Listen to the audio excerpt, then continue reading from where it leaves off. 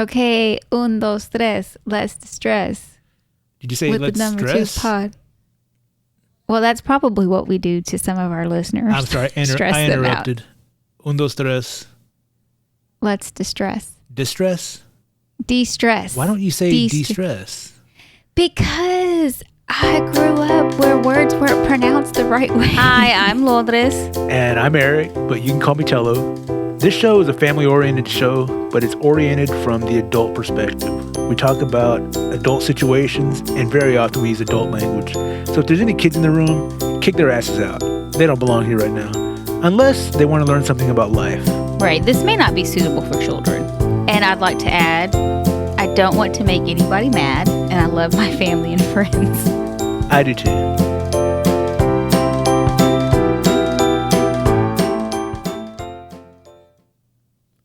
Sometimes I feel like I don't love anybody. Whoa, that's not heavy. Not even myself. That's heavy and way selfish. To start the show. Oh, wow. I love everybody, but I feel like nobody loves me. I thought you were going to say, I love everybody but, and then you were going to name somebody. I love everybody but you. Can't stand you. You get on my nerves. I despise you. You distress me. And that's why I need to de-stress. De-stress. Yeah, de-stress. Un, dos, tres, let's distress. De-stress. If you're trying to say it in Spanish, maybe destress. No. No? Mm-mm. No. Mm-mm. No es correcto. No. Pendejo. I don't even... No mames, way. So we watched this Netflix series. Did you say Netflix? Netflix Oh, series. My goodness. I was like, wait, what is this service I need to sign up for? Oh, my gosh, you would. How dare you? No, I'm joking. You wouldn't, because I don't think... Can we just... Wait, did I just have a great business idea? Would it be Netflix? All right. Reserve those domain names just in case. Okay. No, go ahead. So I binge watched this Netflix series, the Jenny Rivera show, oh, Mariposa yeah, del Barrio. Before, yeah. Okay. Well, she was in a very abusive relationship. So the guy that her childhood, or I'm sorry, not childhood, I guess her high school sweetheart, gets her knocked up, treats her like shit, talks to her horrible, very physical and emotionally abusive. And sounds like a great guy. But the series, because the way that he fit and played that character, this actor, and the way he would talk to her, he would be like, pendeja, just like, pinche perro, he would just talk to her bad. And so his name is Trino. And so now the kids and I, when we're talking about a male figure, we won't name names. Oh, that, no. is pissing us off or says something, we're like, effing Trino. Y'all are mean. He was mean. Funny thing is, Andrea, my sister, started watching it, and she said that she's come up with a nickname for someone in her household, and his name is Trino too. We're like, fucking Trino. Y'all are so mean. Y'all are mean girls. We're just abused. Well, moving on, cuz what are we talking about today? Spooky stories. And why? Because it's getting time for our favorite time of the year. Christmas? I don't know if it's favorite for me. It's one of my favorite. It's not, I don't know if it's one of your top favorite, but it is one of my favorite times of year. Yeah. Yeah. And it sucks that this pandemic is ruining it again. Because I want to go out and go trick-or-treating and get some free candy. I mean, want you to feel probably can. safe and go into a store without a mask and buy full-size candy bars, because I think I can afford to give out full-size candy bars, but I'm not going to do it because I haven't set foot in a store in a year and a half. Gosh, cuz how does that make you feel? Like a mental case. Really? I don't know. I have to sneeze. Bless you. Gesundheit. Excuse Is that how me. you say it? What? Gesundheit? How do you say it's that? kazoo and tight. Because Kasu And tight. and tight. I have to like squeeze my legs tight when I sneeze. So you don't pee? Pretty much. You might want to get that checked. I mean, I think it's natural. I don't know. Next time you go to the doctor, ask him if he can tighten a few screws. Say, Doc, I think I need a tune-up. Things are feeling a little loose. No, I feel none of my business. I feel weird that I haven't felt comfortable stepping into a store. One, because I'm scared to get sick, and two, because I'm afraid to get other people sick. So I just avoid it. I get curbside pickup for all my groceries. But that's beside the point. Yeah. We're getting past the point. That's another scary thing. I don't want to deal with that kind of scary. I want to deal with spooky scary. Ooh. Who? Well, we have our cousin Julie, who was kind enough to record some stories for us, and your sister Lupe, who also recorded some stories with us. Yes. So these are pre-recorded stories. Yeah. And we're going to play them for you, and hopefully you'll enjoy them too. They were pretty creepy.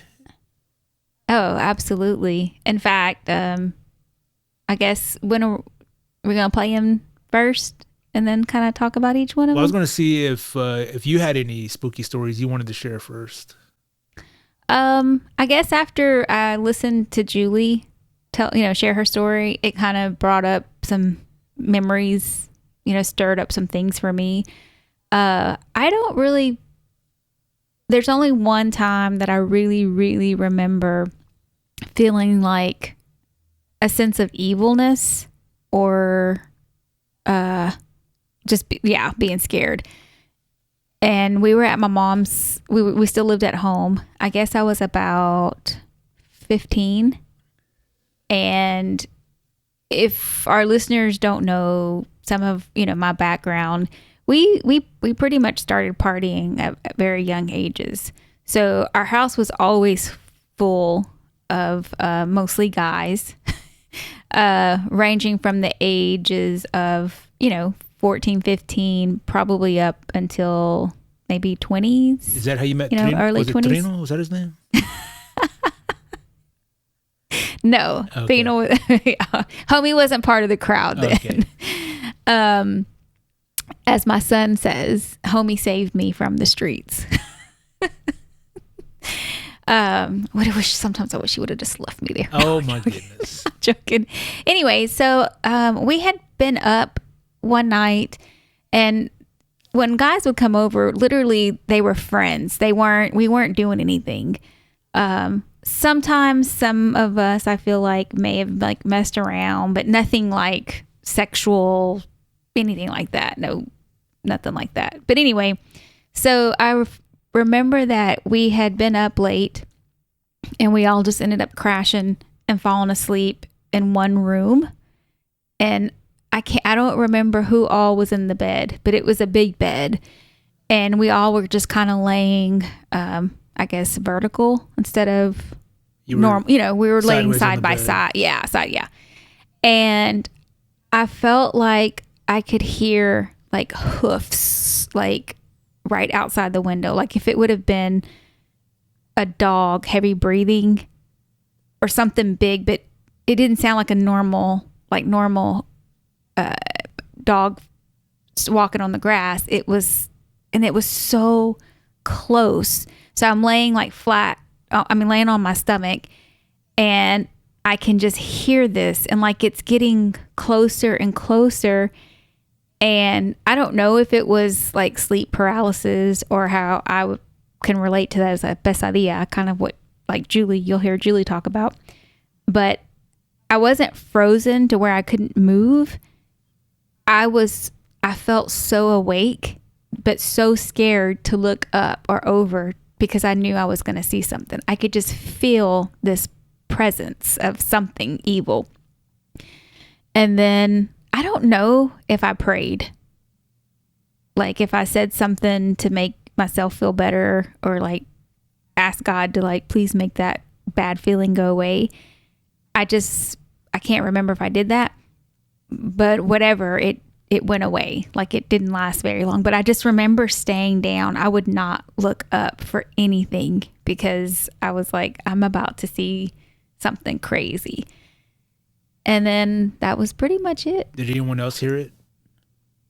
No one. I don't think so. I never even really talked about it with anybody. Do you think it meant anything? Thinking back, I feel like I was probably like going down the wrong path. Not like, again, I wasn't like sexually active and doing, but drinking and getting high and staying up late, talking crazy. I feel like I had a lot of anger as a teenager. So I always felt like I was on the defense and had to like defend myself, and there really wasn't anything. I just didn't realize that I didn't know any better. And so I feel like, to me, that meant, hey, slow your roll, chill out. And it did. It scared me. Like, what the shit? It was like a warning. Is this the devil coming? Like, hey, you're going down that's a what dark I felt. path. I'm here to collect you, sort of thing. Yeah. Take my hand. Look up. Yeah. Well, it's funny. I mean, because Julie does talk about like having the negativity in her household and maybe attracting some of that darkness. So let's go ahead and take a listen to her story and see what she has to say about it. So my scary story, it has a lot to do with what I believe, where negative energy comes through. If that makes any sense, my belief, my opinion. Yeah, that makes sense. That I remember at the house was, there was quite a bit of negative energy. And this is y'all's old house, the pink house. Okay. And I would feel like I was young. I was probably, we lived there for a very long time. So these things I recall happening off and on throughout, let's say maybe I was, from what I can remember, maybe 8 years old all the way up to 13, 14 years old, that I can remember where it would happen often. And again, there was quite a bit of negative energy in the house at that time, during those times. And, we would be asleep in the middle of the night, and our front door, which nobody ever used, came through, for one, because it was too hard to open.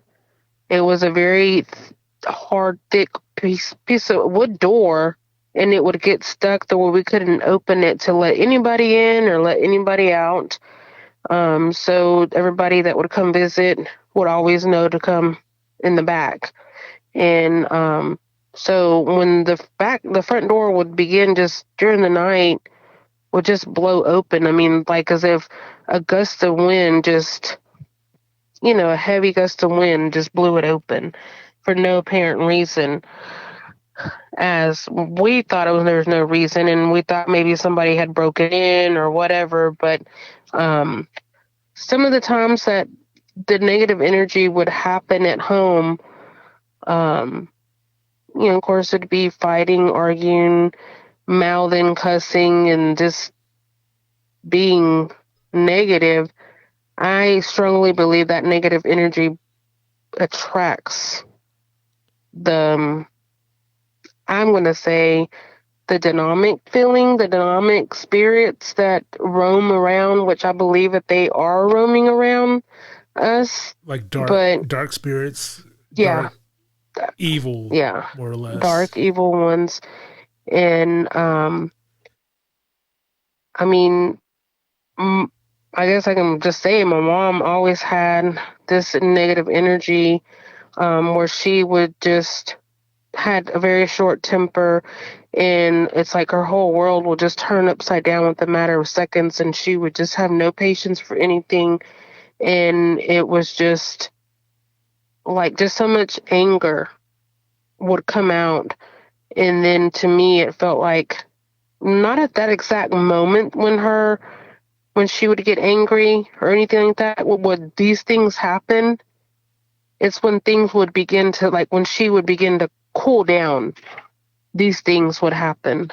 Um, and she herself has told me many times before that she can sense somebody sitting on the edge of her bed. She could see the shadows in her bedroom. I don't know what the whole history of that house was. But one of the things that I do remember my mom and daddy both telling me is that when they first bought that house, that there was another older man that had that had wanted the house as well. As soon as it became available, my mom and daddy saw it, and they were going to go put money down to, to hold it. Well, that man had supposedly had heard that somebody was already putting money down onto the house, or they had an appointment to go put the money down or whatever. And him on his way, because he basically, it was kind of like a first come first serve thing. And so therefore the man that wanted that house, on his way to go put to his appointment to try to put money down the house to hold it, that he had gotten in a wreck and died. And so my mom kind of believed that was his spirit around that area, with the house, because he truly wanted the house, and he obviously didn't get to get the house, or maybe he did. But so all these evil, dark spirits could be him, or just some ones that roam around that are just, I feel like they're invited when you do have negative energy and it attracts. But the tile ceilings would kind of go up in the house, because it was like a what do you call it, the foam type tile ceilings. Oh yeah, the like a lowered ceiling. What's Yeah. it called? Yeah, I know what you're talking about. Yeah, like a And tile. they would, they would just kind of like, I don't even know how to explain it or describe it, but it would just, like, to me, it sounded like if it was being sucked up. They would just fall up, just blow up on top, and then they'd fall back down into place. So again, the front door would open when this door is super duper heavy to even try to open. It stays stuck for days, and we'd be asleep, and we would just hear the door smash into the wall. And there was no evidence of anybody trying to, kick the door in. There was nobody there around that area. Plus there was a screen door there, and the screen door was never messed. It was always unlocked. I mean, it was locked. And so when the door would fly open or bust open, the screen door would still be locked. And then there was one time that I remember I was already a teenager, and I was going to go take a shower. And a blowout had just happened at home where my mom had got upset and everything, and things began to cool down. So I was going to go take a shower, and I was mad because I don't remember what she and I had argued about, or what I had gotten mad about, or what the whole issue was. But I had went into the bathroom, and first thing is first. You go in, you lock the door, you turn the light on, go in and lock the door, and then you go and turn the water on to start the hot water for it to start getting hot, warm up. And as I turned the water on, I again, because I felt a little mad, I kind of felt a little, negative. So I turned the hot water on, and then when I took my hand off the knob, I went to turn the cold water on, so that way, can kind of come together. And I had felt a little chill, and I felt uncomfortable. And as soon as I began to think about that feeling that I had, because I was still bent, I had been down and turned the cold water on, and as I was coming back up, I had felt that chill. And then I just see that the water, because you can hear, like, at a full flow, you can hear it. And then I could start hearing to where, like, literally it was starting to get less. And so literally I seen the knob, the H, turning, because it was a hot water knob, and the H was literally just turning. And the more that it turned, the less water was coming out, obviously, because it was being turned off.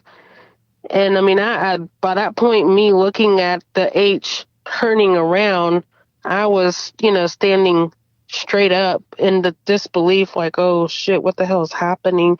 Am I seeing this? Is this really happening? Is this in my head? And at that point, the hot water was all the way to the H to where it was off. There was no hot water on at all. And at that point, I'm just looking at it, standing, staring at it with a chill. And I kind of felt uncomfortable, like, you know how sometimes you feel there's eyes on you or somebody just staring at you? Yeah.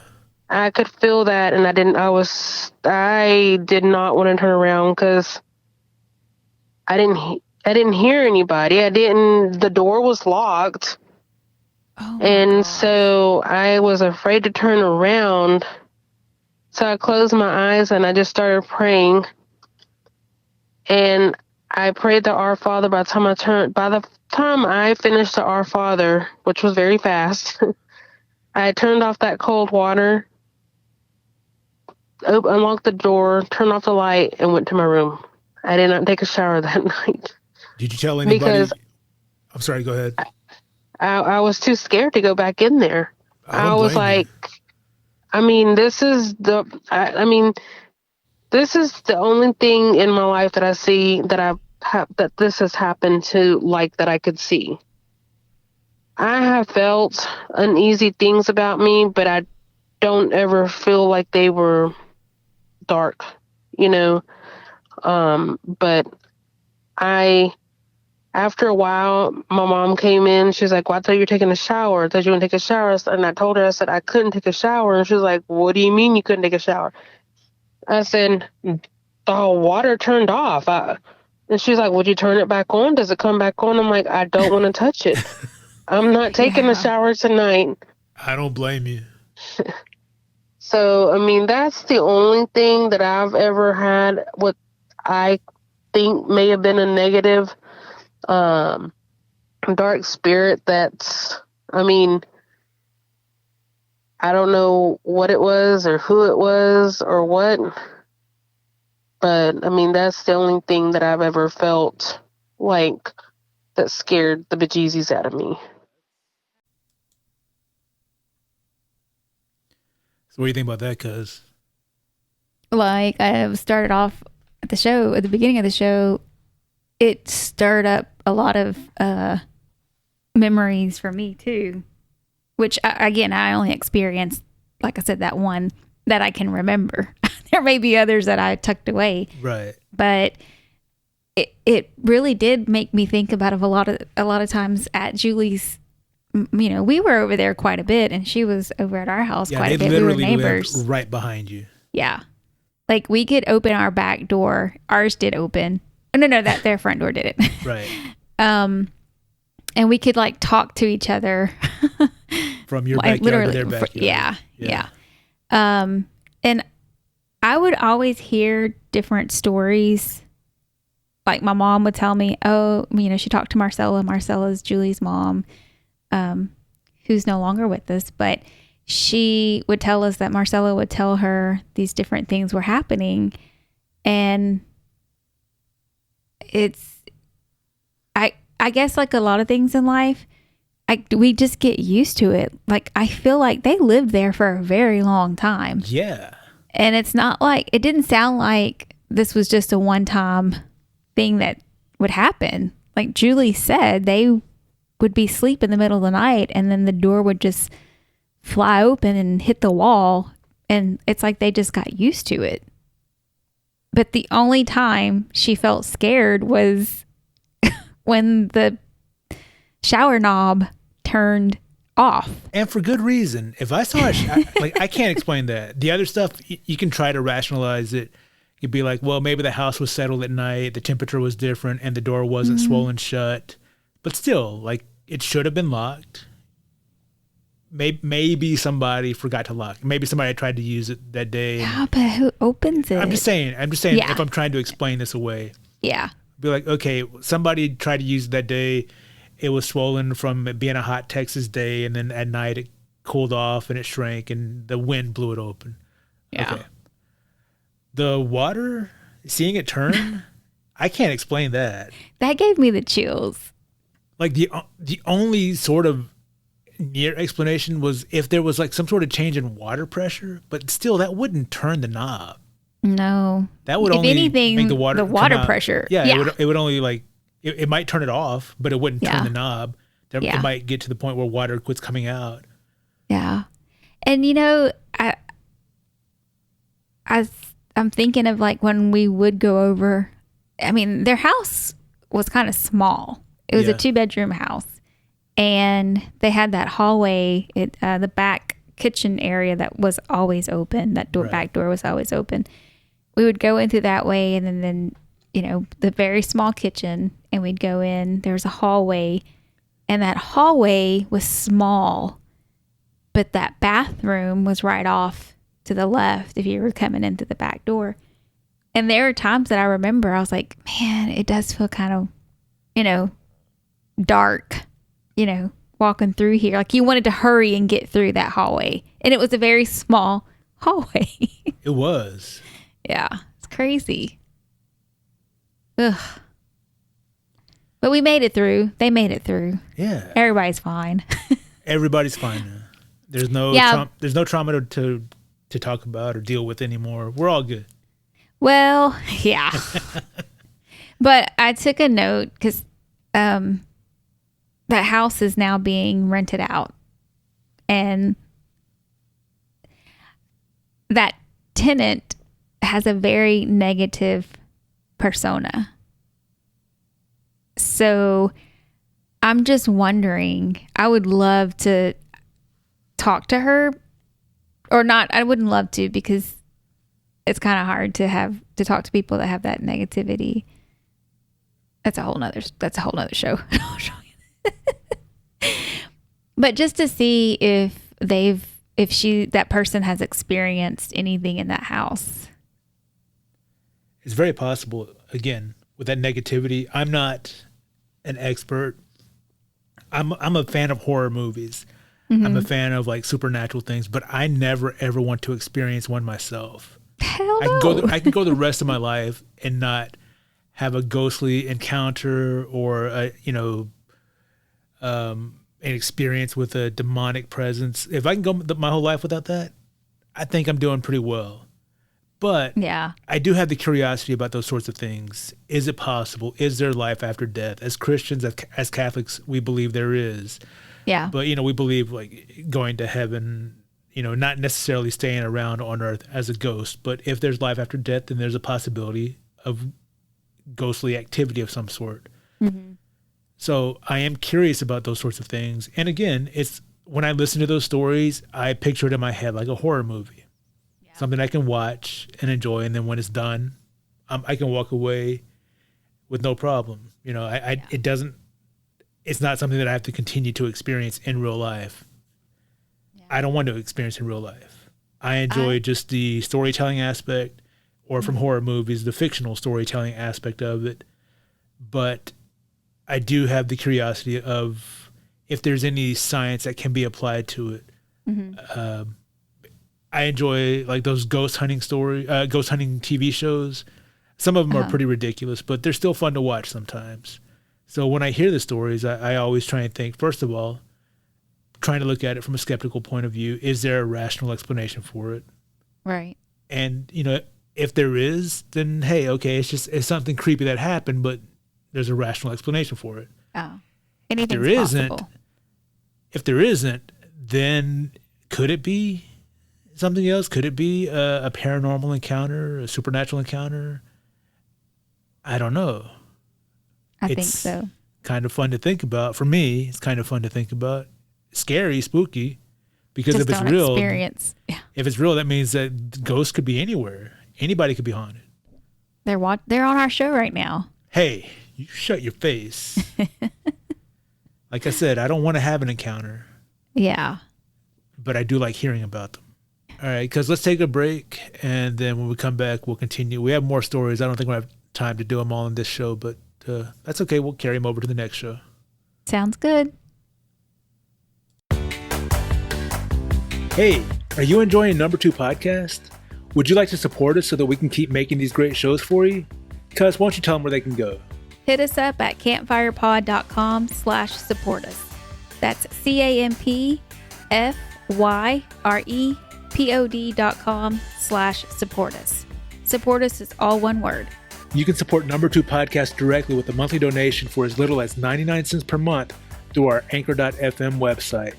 Or scroll down a little more and you can click on our merchandise link, and that'll take you directly to our Amazon store where you can buy one of the shirts that we offer. And if you pick up anything else during that visit, we'll make a small commission at no extra charge to you. That's right. Listen in style, pick up a badass shirt, support us at campfirepod.com/support us. That's campfyrepod.com/support us.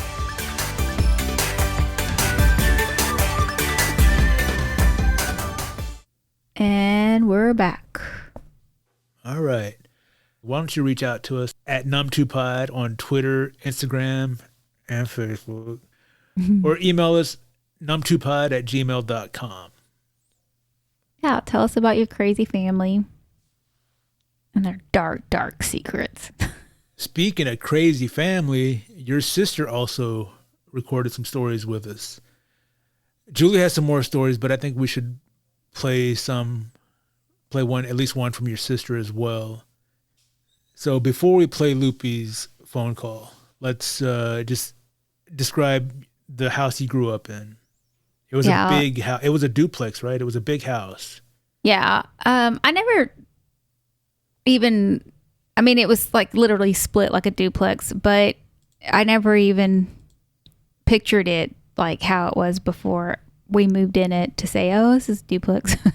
But we had the front door, had the back door, but it was a big house. The rooms were big. And of course, when you're younger, they look even bigger. Yeah. And it was a beautiful house, but there was always something unsettling about it. One thing that I can always remember is that we had this wallpaper, and it was so old that there were parts of the wall that the paper would just kind of like bubble out, you know? Yeah, it was, let me just describe it, because we had a similar type of wallpaper at the house I grew up in. It was so old, it wasn't just like pasted directly onto the wall. It wasn't drywall behind the wallpaper. It was like wood shiplap, I think is what it was. Yeah. And there was some sort of mesh, like a fabric mesh that was nailed to the wall, and that's what the wallpaper was stuck to. Yeah. So when the wallpaper started to peel, or as kids, we were just kind of curious. You started pulling the wallpaper off and creating a hole and digging behind there. It separated from the wall, and it would start flapping essentially. Yeah. So there were a couple of rooms for sure that I remember with the wallpaper.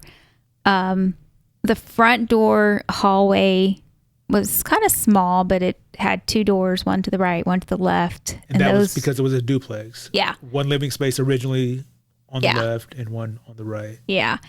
And the bedrooms, like I said, were big. And then we had this attic fan that led, so second bedroom, there's a small hallway and a closet.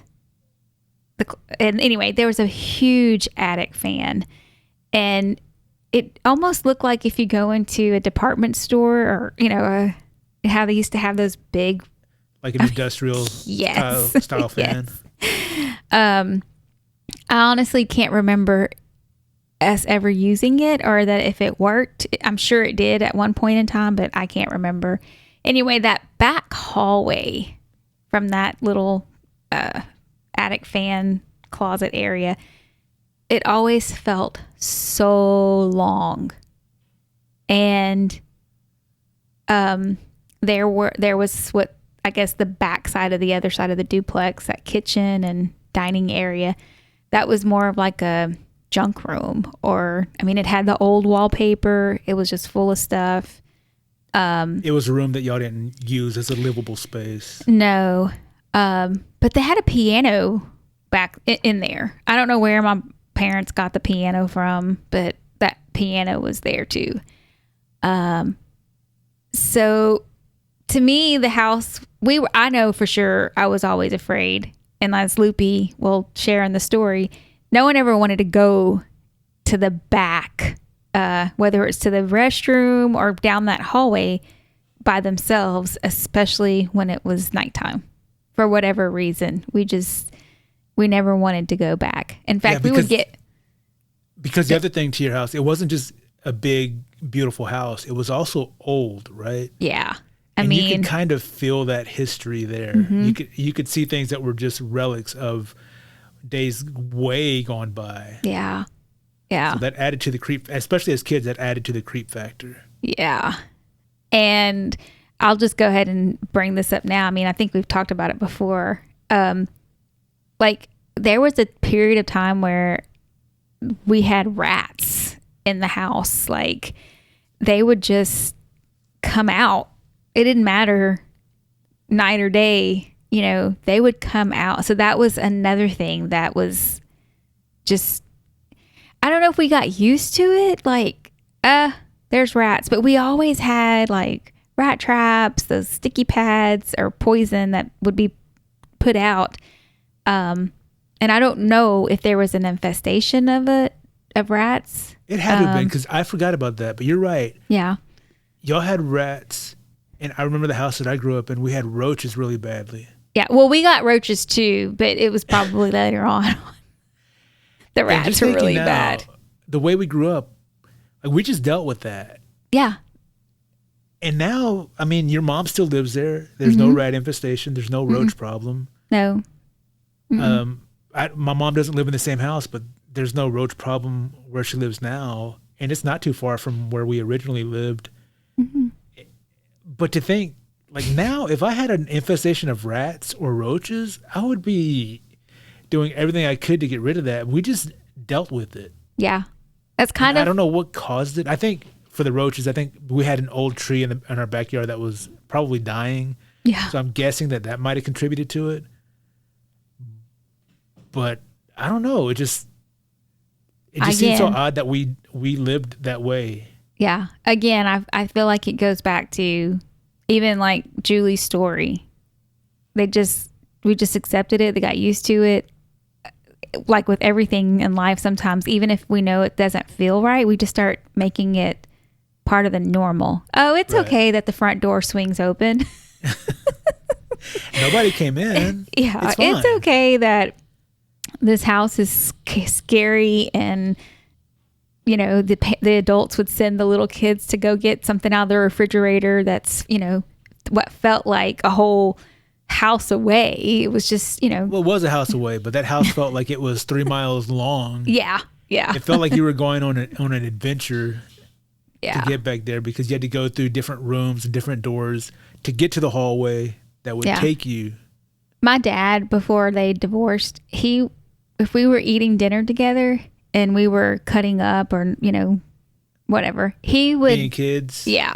Threaten us, telling us that he was going to make us go eat in the back room, which would have been the duplex kitchen of the other side of the house. Space, yeah.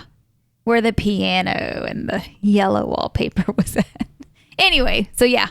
So we'll hear Lupe's story. So it was a big spooky house. Yeah. And nobody liked to be, none of the kids at least liked to be alone there. Which is, we're setting up because Lupe does mention that in her story. Yeah. So let's take a listen and see what we think. Well, cuz we were wondering if you might be willing to share any spooky stories that you have with for our podcast. Sure. Well, because I feel like a broken record. I only have one scary story, and it's more of a mystery than it is scary. Well, I mean, I guess at the time it was scary. If you don't mind sharing it with us, if it's spooky enough, we'll put it on the show, and if not, then maybe we can discuss it some other time for a different issue. Okay. Sure. All right. So set the scene for us. So it was definitely a Saturday morning because I remember it was like maybe between 7:15. It was after 7:15 because I remember looking at the time, and I want to say it was 7:30, but I'm not 100% sure. But anyway, it was early in the morning. My mom was telling me she was going to go wherever she was going to go, and that when she got back, she wanted her bed fixed, she wanted her room cleaned, and some other stuff, and that was it. So this was at our old house, right, sister? When we still lived with Ma.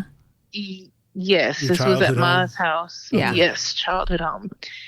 And well, you already know some of the things that the creepy feeling of being at that house by yourself. It was always just very, I don't know. It was just, it wasn't a good feeling. It wasn't like so you go to people's houses and you just kind of feel like you could fall asleep, because it just felt cozy. Well, it wasn't the same at my mom's house, and I think y'all know that.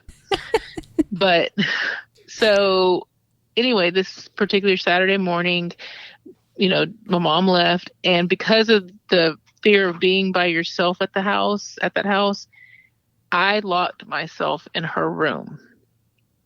And we had caller IDs, it was still when we had to connect the little caller ID box to the actual phone.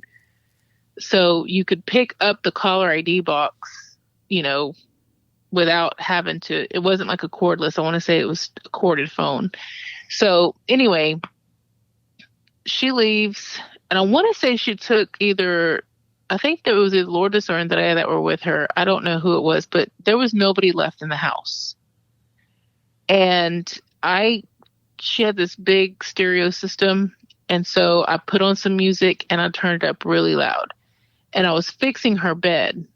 And if you're facing her bed, the phone was on the nightstand to the right. I was on the left side of the bed, and I was, throwing up the sheet and letting it fall when I didn't hear the phone ring because the music was so loud, but I could see the caller ID light was blinking, like if the phone was ringing.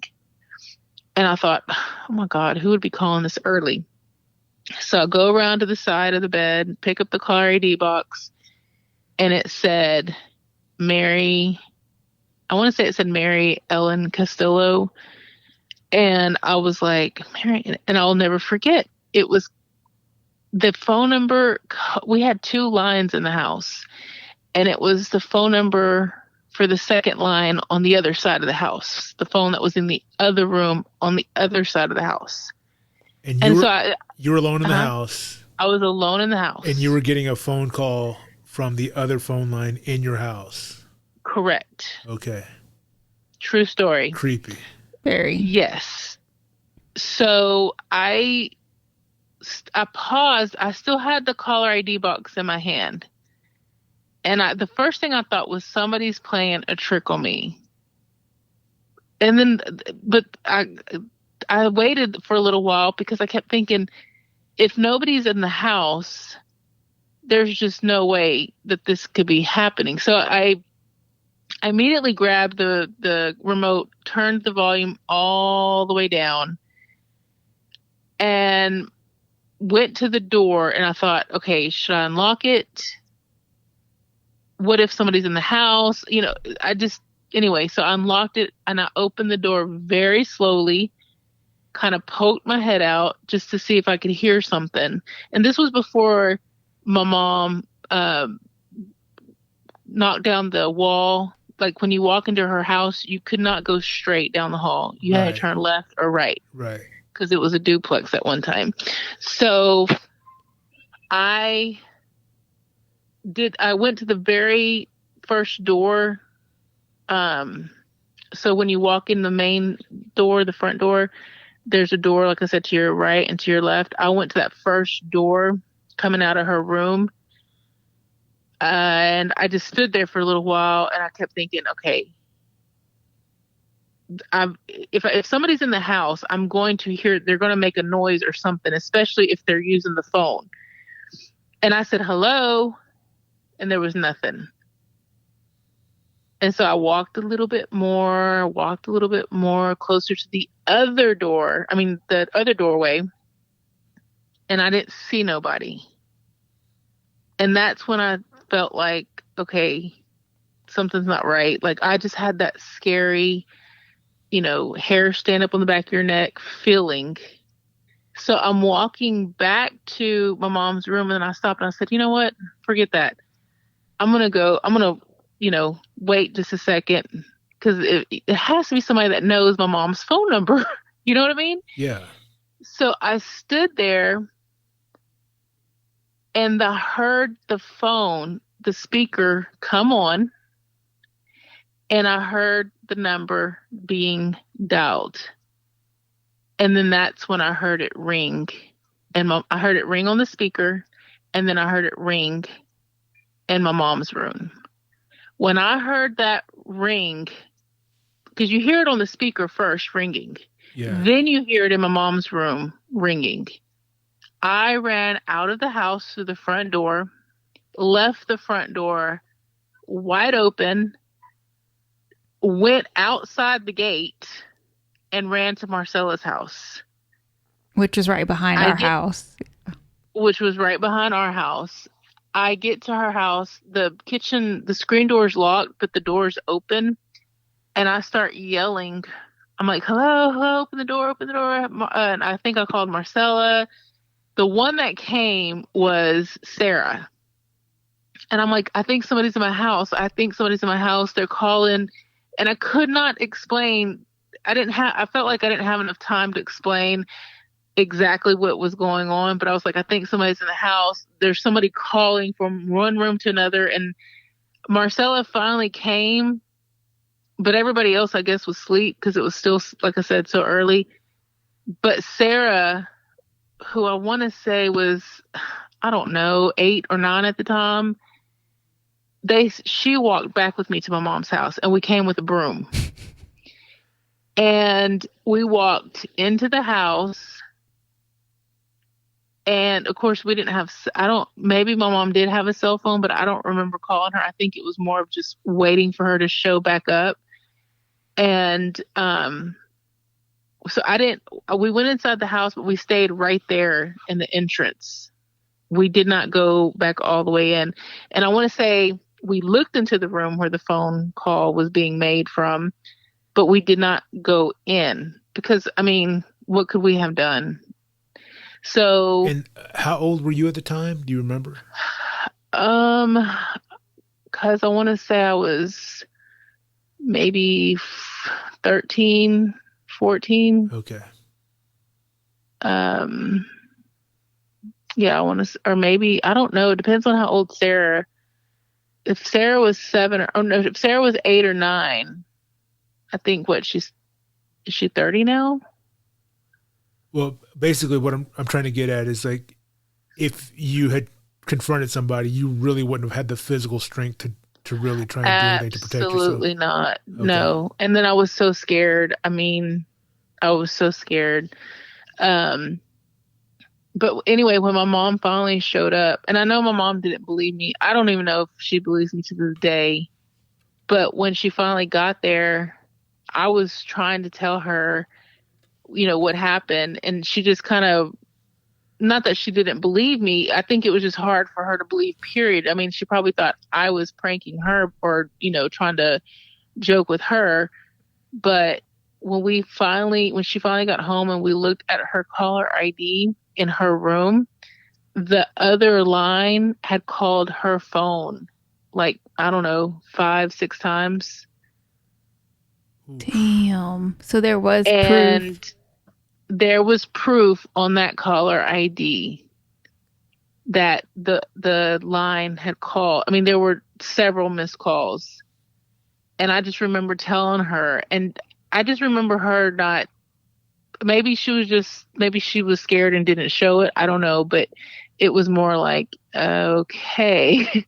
But yes, that is the scariest thing that has ever happened to me. And I'll never forget it. I will never forget how I felt when that speakerphone came on, the numbers being, I mean, there's no explanation.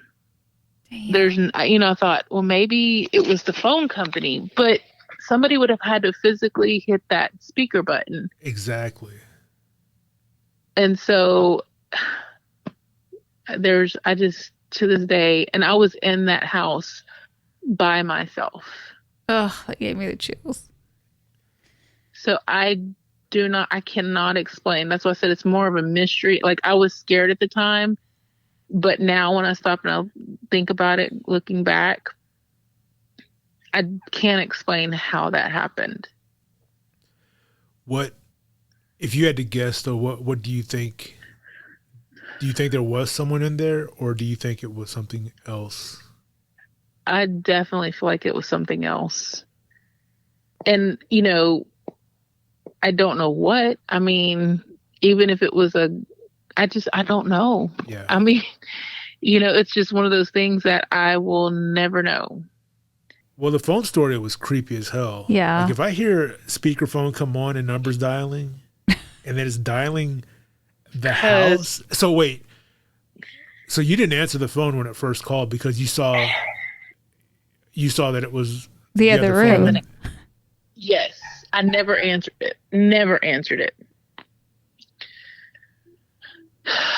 I mean, when I tell you I ran out, when I heard the speaker come on and the phone dialing, like, I waited because I thought, oh, they're going to call somebody, or whoever it is going to call somebody else. I don't know what I was thinking.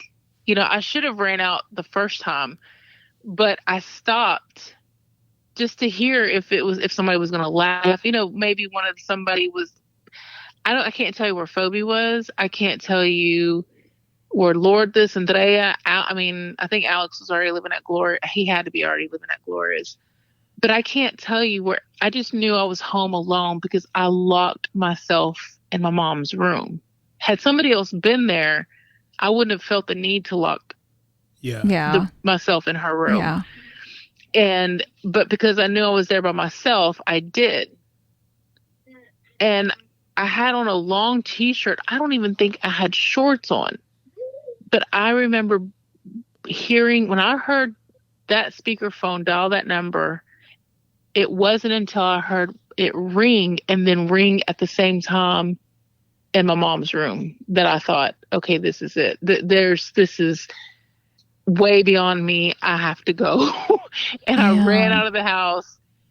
Did not feel the need to lock the door, close it behind me. I mean, I was running for my life. And then I was like, oh my gosh, nobody's going to come over here with me. They're sending Sarah with me. Great.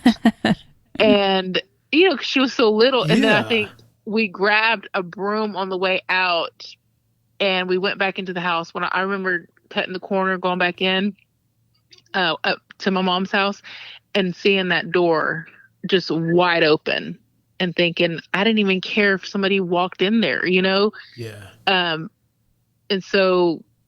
I just remember us standing there and kind of poking our head in. And I remember not seeing anybody there and just kind of waiting. I think I don't know if I closed it and we went back to Marcella's and waited for my mom, or we waited there until my mom showed up. I don't remember that part, but I do remember when my mom got there, I walked into her room with her and I was explaining to her why I had left and why I was scared, why her room was not cleaned. And we looked at the caller ID at the same time, and there were several missed calls from the other room. Damn. Yep. Well, cause still creepy. It is very creepy. My mom was notorious about telling us when she gets back from wherever she was going that we needed to have the house clean. Mine too. I remember having to fix her bed, dust the furniture, vacuum, do my childhood chores before she got back from work or from wherever she was going. So it makes me wonder, do you think Lupe staged the whole thing? Do you think she just called from the other phone and then made up this whole story just to get out of having to do chores? No, I don't think she'd go to that extreme. Me neither. But if she did, hey, props to you for keeping this story up for all these years, just so you wouldn't have to make your mom's bed. Right. But something that I was thinking about listening to her story again, she said she was about 13. Roughly, yes. So I was about 14 or 15 when I felt my experience. And again, we did a lot of, I don't want to say bad things, because it was just like 13 and 15-year-olds shouldn't be, drinking and smoking and having house parties. And that was a lot of what was happening during that time.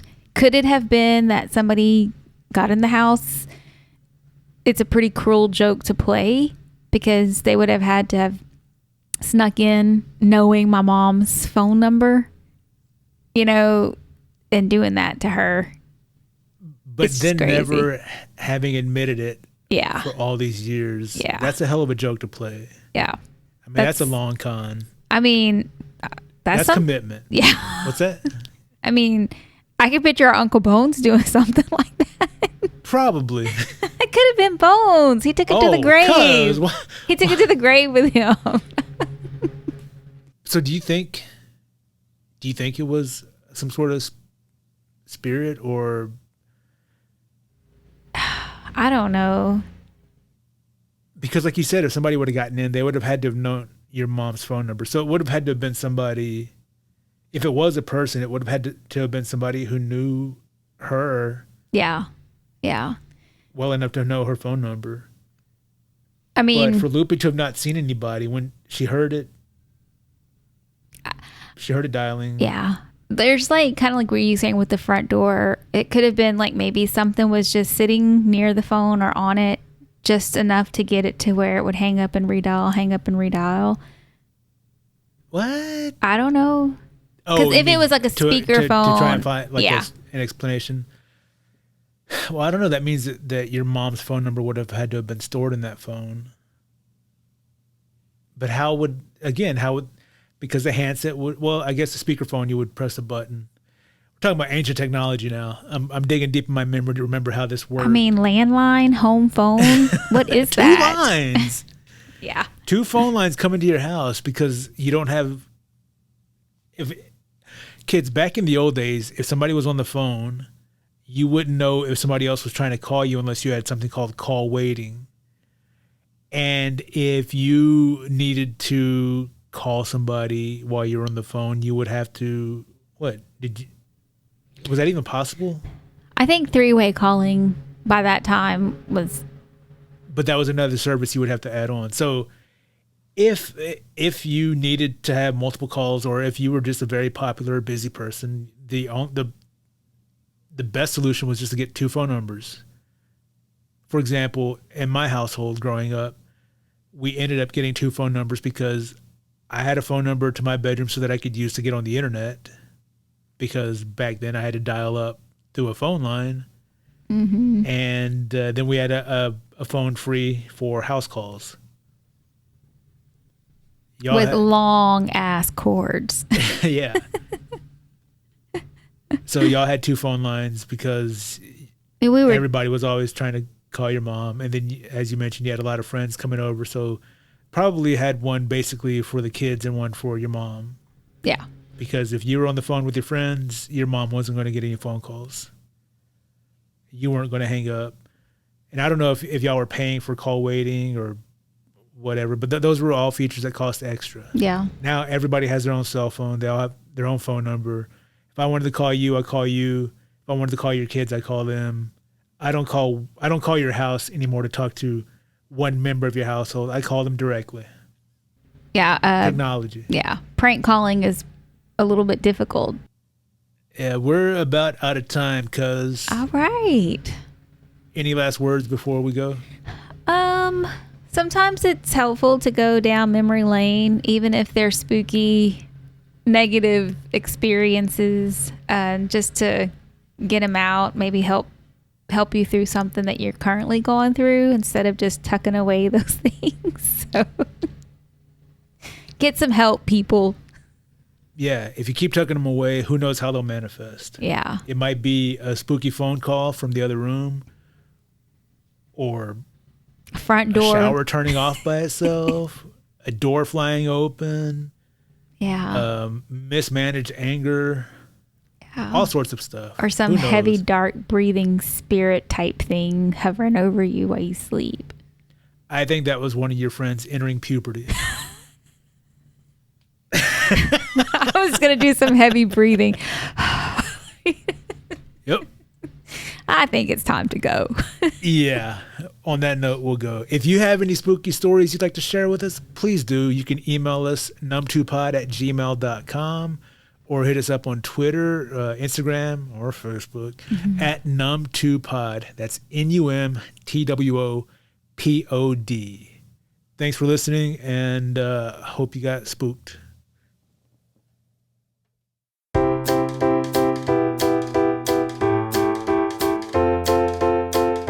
If you enjoyed watching this episode of Number 2 Podcast and would like to see more, tell them what they can do, cuz. You can simply click the subscribe button, give us a like, click on the bell notification, and you'll be notified of all the episodes as they become available. Yes, the bell notification.